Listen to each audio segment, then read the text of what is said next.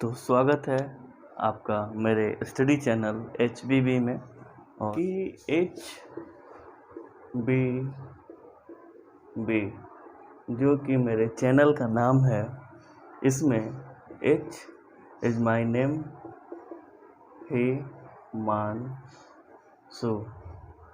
B is biology, that's B is band. तो ये है मेरे चैनल का नाम। एक्सक्रीटरी मतलब बाहर निकालना,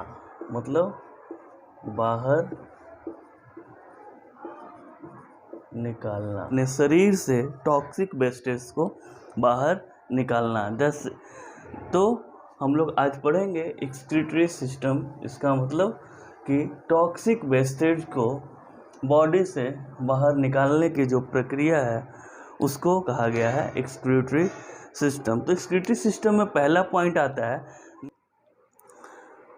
फर्स्ट पॉइंट में हम लोगों ने देखा maintenance of proper concentration of solute. हमारा फर्स्ट पॉइंट क्या है?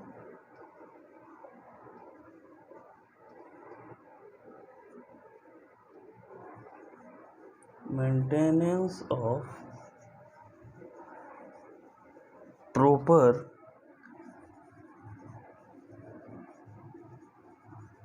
कंसंट्रेशन ऑफ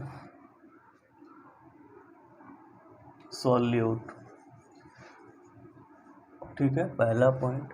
दूसरा पॉइंट हम लोग देखेंगे maintenance of proper concentration of solute. अब देखेंगे हम लोग क्या है यहाँ पे, maintenance of proper body volume. दूसरा पॉइंट क्या है? Maintenance of proper body volume. तीसरा पॉइंट हम लोग देखेंगे है रिमूवल ऑफ एक्सक्रीटरी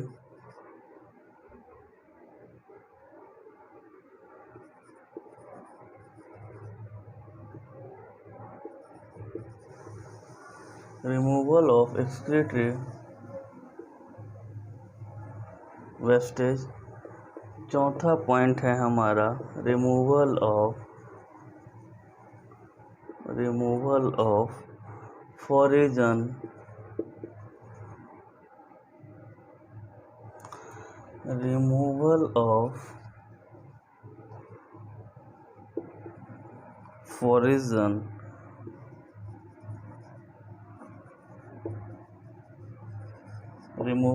फॉरेजन सब्सटेंसेस। ठीक है, इसमें जो ये फर्स्ट टू है ये हो गया हमारा एसेंशियल फॉर, इसको हम लोग लिखेंगे एसेंशियल फॉर ऑस्मोरेगुलेशन। अब ऑस्मो रेगुलेशन मतलब ऑस्मोसिस का नाम हम लोग सुने होंगे फ्रेंड्स, जानते होंगे। ऑस्मोसिस में क्या होता है कि किसी भी सेल के अंदर में वाटर का फ्लो, ऑस्मोसिस मतलब कि हायर कंसंट्रेशन से लोअर कंसंट्रेशन की तरफ जो फ्लूइड मूव करता है उसको हम लोग क्या बोलते हैं? Osmosis, osmo regulation, osmotic pressure, ये सारे वर्ड्स को हम लोग उपयोग करते हैं। और इसके बाद हम लोग देखेंगे अगला पॉइंट रिमूवल ऑफ, एक अगला पॉइंट लिखेंगे हम लोग removal of nitrogenous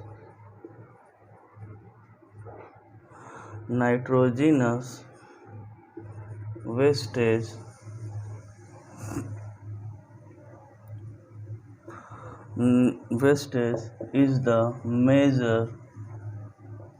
is the major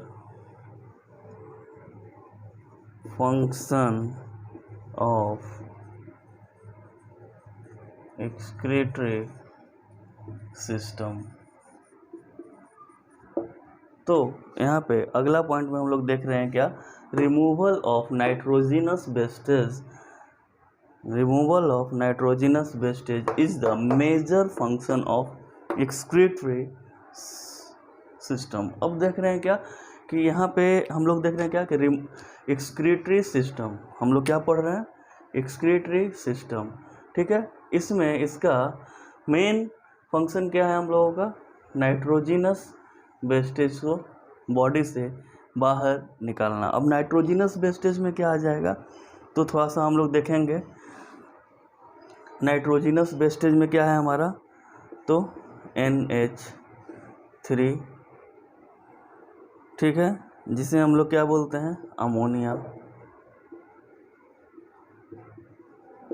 ठीक है, NH3। उसके बाद यूरिया, उसके बाद यूरिक एसिड, ठीक है, और भी आगे देखेंगे, लेकिन बेसिकली अभी हम लोग यहाँ पे देख लेते हैं कि हमारा नाइट्रोजिनस वेस्टेज में कौन कौन आते हैं। तो बेसिकली ये 3 का नाम आप लोग क्लास 9, 10th, 8 में सुने होंगे, तो ये तीनों आता है। लेकिन यहाँ पे थोड़ा सा हम लोग देख लेंगे कि मेटाबॉलिक वेस्टेज, जैसे कि हम लोगों ने देखा, अब देखेंगे कि पहले कौन सी मेटाबॉलिज्म हमारे बॉडी में हो रही है, उस मेटाबॉलिज्म में क्या क्या उपयोग हो रहा है, तब ना आगे वेस्टेज की तरफ बढ़ेंगे। तो अभी हम लोग यहाँ पे देख रहे हैं थोड़ा सा देखेंगे हम लोग मेटाबॉलिक वेस्टेज। यहाँ पे क्या देखेंगे हम लोग, मेटाबॉलिक वेस्टेज देखेंगे। यहाँ पे हम लोग मेटाबॉलिक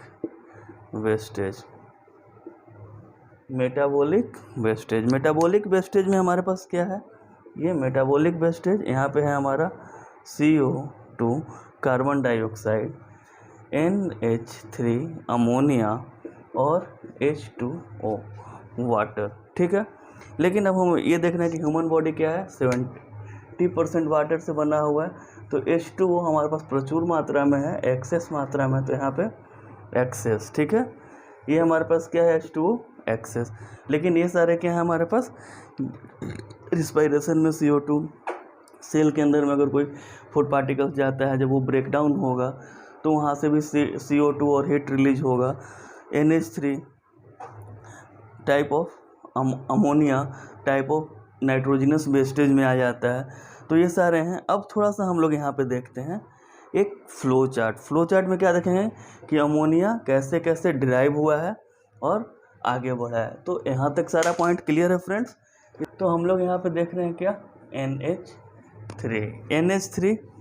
अब NH3 के बारे में थोड़ा जान लेते हैं कि NH3 क्या है हमारे लिए, टॉक्सिक है। NH3 क्या है हमारे लिए, टॉक्सिक है। टॉक्सिक मतलब क्या है, जहरीला हो गया हमारे लिए, पॉइजनस। और इसका जो देखते हैं तो हाइयर सोल्यूबल इन वाटर, क्या है, हाइयर सोल्यूबल इन वाटर, ठीक है। उसके बाद NH3 से आगे बढ़ेंगे तो क्या, यूरिया बनेगा। यूरिया से आगे बढ़ेंगे तो क्या बनेगा, यूरिक एसिड, ठीक है। लेकिन ये कैसे बनेगा फ्लो चार्ट में, इसका मैकेनिज्म थोड़ा सा देख लेते हैं। तो मैकेनिज्म क्या है कि हमारा ये हमारा लीवर जब यहाँ पे जाएगा तो लीवर जो फंक्शन करेगा उसको बोलेंगे ornithine cycle, ORT, ornithine, ORNITHINE, ornithine cycle, ठीक है, ऑर्निथिन साइकिल। अब यहाँ पे यूरिया जो है क्या है, इसके रिलेटिवली जब हम लोग यहाँ पे बात कर रहे हैं तो NH3 के रिलेटिवली यूरिया क्या है, relatively less soluble in water, relatively less soluble in water. उसके बाद जब हम लोग आगे बढ़े तो यहाँ पे क्या है, यूरिक एसिड, ये हो गया very less soluble in water. अब हमारा क्या हो गया, uric acid very less soluble in water, ठीक है। तो ये फ्लो चार्ट, उसके बाद हम लोग देख रहे हैं, ये फ्लो चार्ट से समझ में आ रहा है कि NH3 से ब्रेक डाउन होकर यूरिया होना, यूरिया से ब्रेक होके यूरिक एसिड बना, मतलब फ्लो चार्ट में आगे बढ़ रहा है। लीवर और निथिनीन साइकिल कर रहा है, जिससे हमारा क्या हो रहा है कि यहाँ पे NH3 से यूरिया बन रहा है, उसके बाद क्या बन रहा है, यूरिक एसिड, ठीक है। उसके बाद हम लोग देखते हैं कि अब कौन कौन प्रोसेस है, जैसे अमोनिया का फॉर्मेशन होगा तो क्या बोलेंगे, तो सबसे पहले हम लोग देख लेंगे यहाँ पे अमोनोटेलिक, AMMONOT, अमोनोटेलिक। दूसरा देखेंगे यूरियोटेलिक,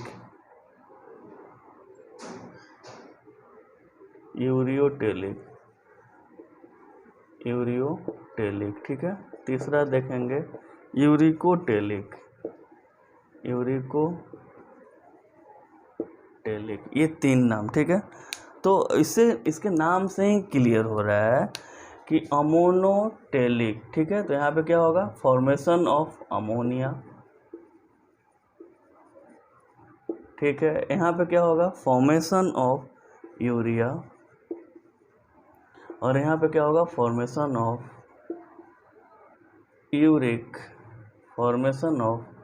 यूरिक एसिड, ठीक है फ्रेंड्स। जैसा कि नाम से ही क्लियर है, अमोनोटेलिक मतलब फॉर्मेशन ऑफ अमोनिया, यूरिकोटेलिक मतलब फॉर्मेशन ऑफ यूरिया, और यूरिकोटेलिक में फॉर्मेशन ऑफ यूरिक एसिड। यहाँ पे कंफ्यूज नहीं होना है फ्रेंड्स, नाम अच्छे से, ureotelic formation of urea, uricotelic formation of uric acid, ठीक है फ्रेंड्स। तो आप लोग इसे देखिए यहाँ तक, उसके बाद हम लोग आगे देखते हैं कि अब आगे क्या होगा, ठीक है। तो अब थोड़ा सा हम लोग देखते हैं कि अमोनोटेलिक, अब अमोनोटेलिक क्या होता है, कौन एनिमल्स आते हैं इसमें, तो इसमें देखेंगे कि दोज एनिमल्स, ठीक है, those animals who excrete nitrogenous wastage in the form of ammonia is known as ammonotelic animals, ठीक है। इसका एग्जाम्पल हो जाएगा फ्रेंड्स अमोनोटेलिक का एग्जाम्पल हो जाएगा फ्रेंड्स टैडपोल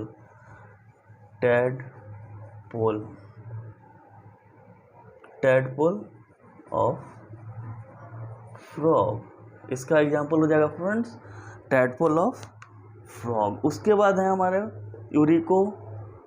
यूरिकोटेलिक, मतलब कि formation of urea, those animals which excrete urea as excretory wastage या nitrogenous wastage are called uricotelic animals, ठीक है, आर कॉल्ड यूरिकोटेलिक एनिमल्स, ठीक है।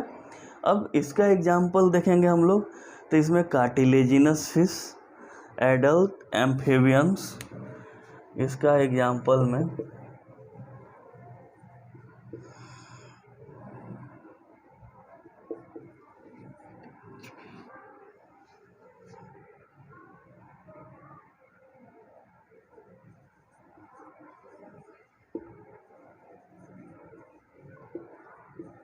कार्टिलेजिनस फिशेस, उसके बाद adult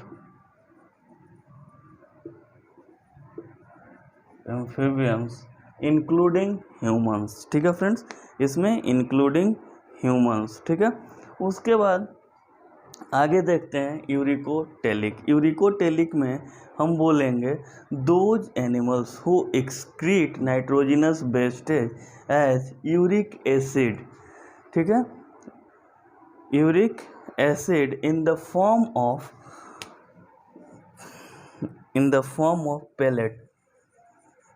pellet and paste paste, pellet and paste. जैसा कि friends हम लोग देखे होंगे पैलेट एंड पेस्ट, ठीक है, pellet and paste with a minimum loss of water, minimum loss of water, it is known as uricotelic animals. अब हम लोग देखते हैं पैलेट। पैलेट क्या है फ्रेंड्स, और पेस्ट। पेस्ट जो हो गया अपना सेमी सॉलिड, जो जेली मतलब लिक्विड से आगे हम लोग जाते हैं, थोड़ा कंडेंस में जेली होता है, और जेली से जब आगे जाते हैं, जेली क्या होता है फ्रेंड कि थोड़ा सा हाथ में चिपचिपा जैसा रहेगा, उसको प्रेस जब ऐसे ऐसे करते रहेंगे प्रेस हाथ में, तो कुछ देर के बाद लिक्विड फॉर्म में आ जाएगा। लेकिन जो हमारा पेस्ट है उसको थोड़ी देर ऐसे ऐसे करते रहेंगे, तो उससे क्या होगा कि वाटर इवेपोरेट होकर बाहर निकल जाएगा और वो सॉलिड में आ जाएगा। तो पेस्ट जो हो गया हमारा सेमी सॉलिड पेस्ट है। और ये पैलेट, पैलेट जो हम लोग देखे होंगे फ्रेंड्स कि हमारे घर में जो छिपकली होती है, लिजार्ड्स, वो जो पॉटी करती है तो उसका पूरी पॉटी क्या होती है, ब्लैकिश होती है, लेकिन अपर पोर्शन वाइट होता है। अपर पोर्शन क्या होता है, वाइट गोला होता है, ठीक है। तो ये जो वाइट गोला है, या फिर घर में अगर आपने पालतू बर्ड्स रखे होंगे, जैसे पैरोट बहुत लोग पालते हैं, बहुत लोग और भी बर्ड्स पालते हैं, तो वो जो बीट करती है, पॉटी करती है, तो उसमें क्या होता है कि जो पॉटी जिस कलर की भी हो, ग्रीनिश हो, ब्लैकिश हो, लेकिन उसके साथ में क्या होता है, वाइट पोर्शंस भी होता है, वो क्या है हमारा यूरिक एसिड, ठीक है। तो उसी को हम लोग क्या बोलेंगे, पैलेट वाइटिश पोर्शन को, और पेस्ट जो ब्लैकिश पोर्शन हो गया वो हमारा पेस्ट है। तो यहाँ तक देख ली। अब हम लोग आगे देखेंगे टाइप्स ऑफ नाइट्रोजिनस वेस्टेज। क्या देखेंगे हम लोग, टाइप्स ऑफ नाइट्रोजिनस वेस्टेज, ठीक है, टाइप्स ऑफ नाइट्रोजिनस वेस्टेज। इसमें पहला है हमारा NH3 दैट इज अमोनिया, ठीक है फ्रेंड्स। दूसरा है हमारा यूरिया, यूरिया, ठीक है। तीसरा है हमारा यूरिक एसिड, यूरिक एसिड। चौथा है हमारा फ्रेंड्स, चौथा है ग्वानिन, ग्वानिन, GUANIN, ग्वानिन। पाँचवा है फ्रेंड्स हमारा ट्राईमिथाइल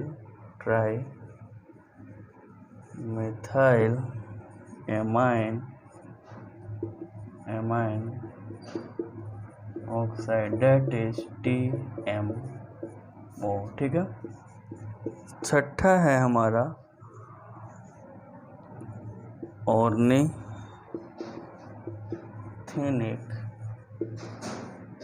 एसिड, ऑर्निथिनिक एसिड। 7 नंबर पे हमारा है कैरेटीन, CREATIN, कैरेटीन। 8 नंबर पे है हमारा CRATENIN,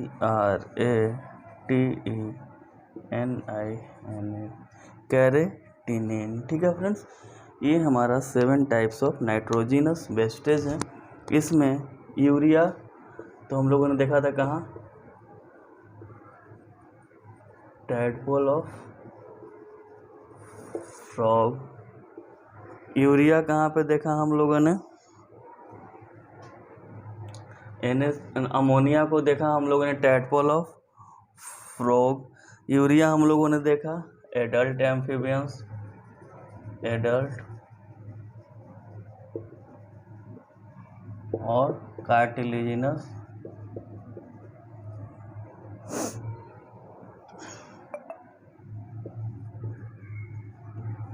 fishes, cartilaginous fishes including humans, cartilaginous fishes including humans, ठीक है। यूरिक एसिड में हम लोग देखेंगे रेप्टाइल्स,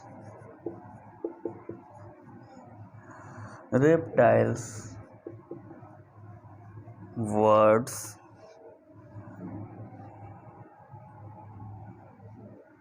इंसेक्ट्स,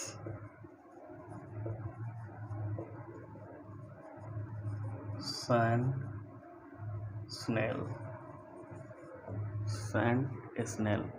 ग्वानिन हमारा कहाँ पे आ रहा है फ्रेंड्स, तो ग्वानिन हमारे पास आ रहा है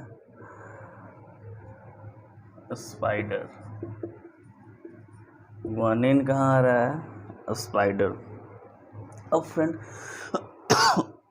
यहाँ पे हमारा ट्राई मिथाइल ऑक्साइड, ये भी है हमारा कहाँ? Words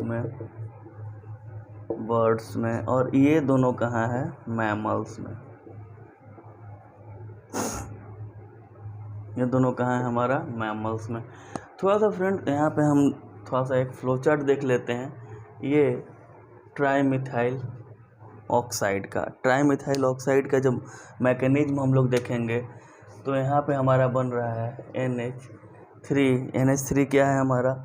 ammonia. इससे हमारा क्या बनेगा? Tri methyl amine. कैसे बनेगा? तो यहाँ पे क्या होगा फ्रेंड्स? यहाँ पे जो मैकेनिज्म होगा वो है मिथाइलेशन।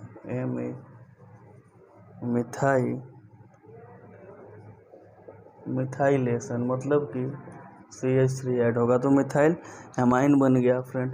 इसमें फिर आगे क्या हो जाएगा? ऑक्सीडेशन। फाइनल प्रोडक्ट क्या बन गया friend? TMO, tri methyl amine oxide. क्या बन friends? Tri methyl amine oxide. ठीक है फ्रेंड्स, तो आज के लिए हम लोग इतना ही रखते हैं और आशा करते हैं कि मैंने जो भी पढ़ाया आपको समझ में आया होगा। तो फिर मिलते हैं अगले क्लास में, अगले वीडियो में। और अगले क्लास में हम लोग पढ़ेंगे excretory organs and different groups, मतलब कि किस किस ग्रुप्स में हैं और कितने टाइप का एक्सक्रीटरी ऑर्गन्स होते हैं। ठीक है फ्रेंड्स, थैंक यू।